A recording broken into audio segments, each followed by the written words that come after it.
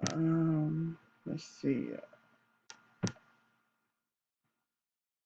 Okay, it's recording. Yeah, push it down here beside the screen. Okay, hi, my name is Jennifer Edgerton.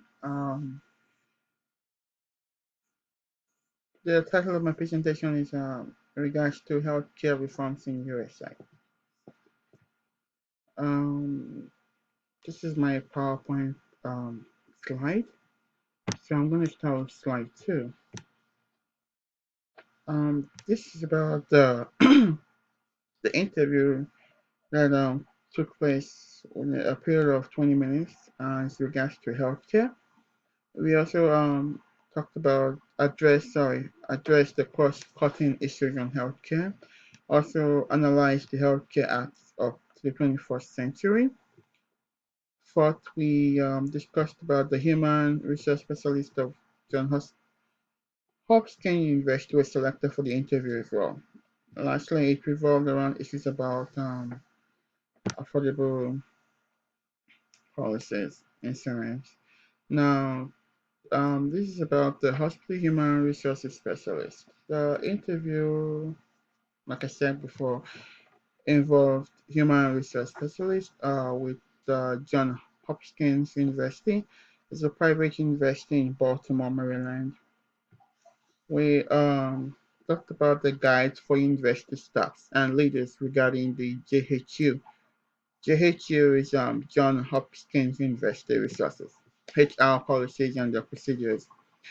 We also with events like this COVID-19 global pandemic, which unfortunately has affected a lot of companies, particularly the small companies.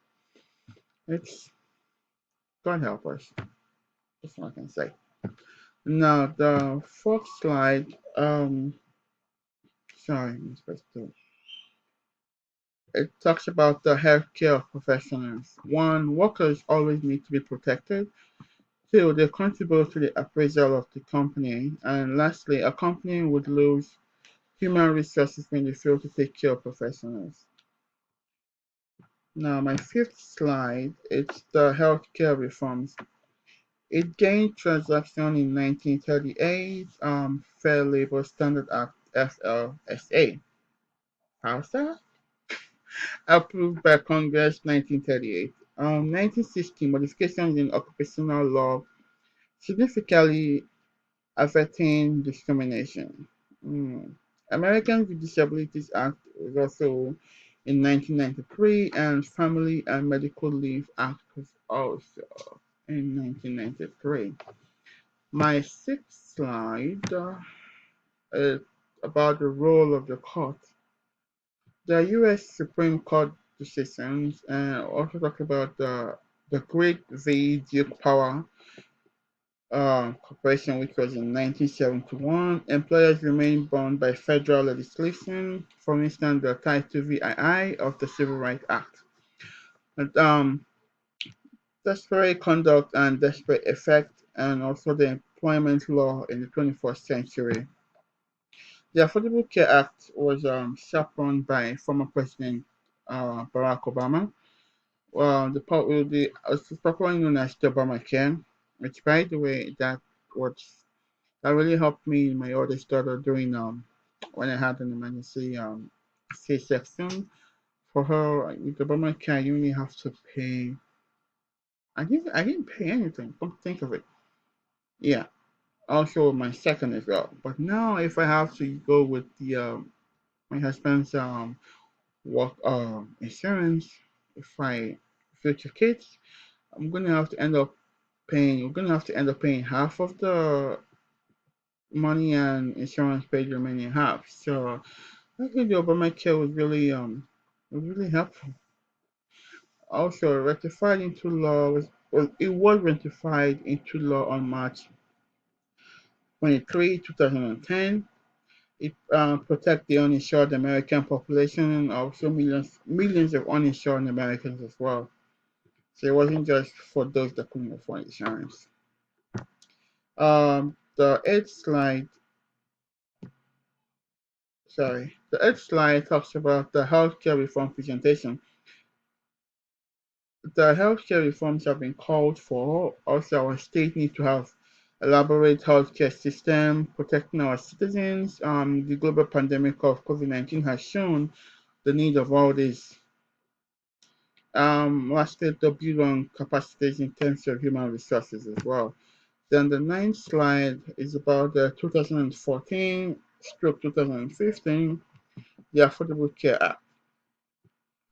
Excuse me. The purpose is the prohibition of denial of coverage for pre-existing conditions. Also, the Medicaid development also promotes the stabilization of the disparate market, and citizens perceived healthcare scheme to be for the affluent.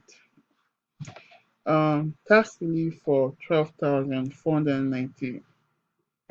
The tax relief was from $12,490 to $49,960, and 21 from $21,330 to $85,320 in bracket. So that's pretty high. Now, down to my 10th slide, it's first about the consequences of the Affordable Care Act. It ensures access to quality, culturally competent care for all American demographics. It also reduces the growth of healthcare costs while promoting high value and effective care. Lastly, average pay projections for registered nurses have increased steadily since the passage of the ACA. The 11th slide is also the continuation of the 10th slide. Now, minimum federal consumer protection of node insurance were prohibited from discrimination on the basis of health status. Lastly, they could not turn people away or charge high premiums due to pre-existing medical conditions as well. And my 12th slide, pretty much about my references. The chapter 2, employment law and employee regulations, where I got my most of my information on the interviews from.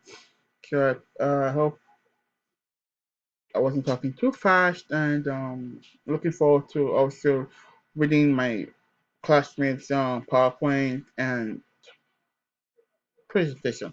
So, well, we still on lockdown on most states. So I have to say, if you're going out, stay safe and God bless. Thank you.